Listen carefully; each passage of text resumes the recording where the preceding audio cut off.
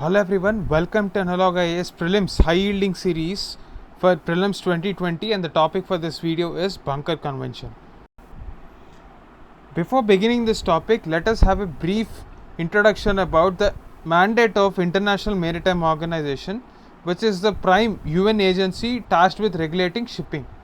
So, IMO is a specialized agency of the United Nations responsible for shipping, as I have already spoken. So, IMO was established following an agreement at Geneva in 1948. However, the organization came into existence only 10 years later in 1959. Currently, it is headquartered in London, United Kingdom. So, IMO's chief responsibility is to ensure that they maintain a comprehensive regulatory framework for shipping, and its remit today includes safety, environmental concerns, legal matters, and also efficiency of shipping. It is based on these parameters of environmental concern and efficiency of shipping.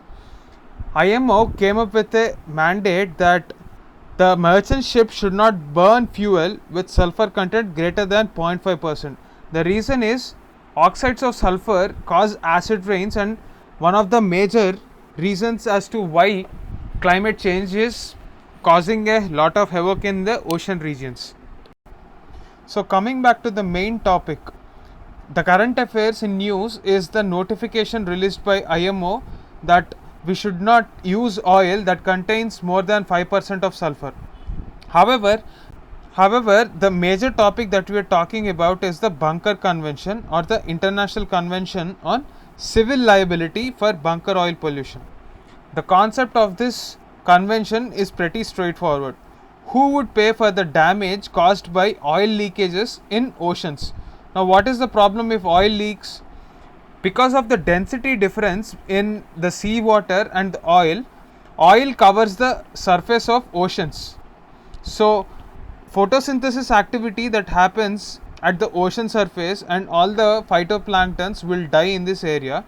And since the phytoplankton don't have access to any sunlight or oxygen, the organisms and life forms that depend on these phytoplanktons will also die. So, this will disturb the homeostasis of the oceanic ecosystem.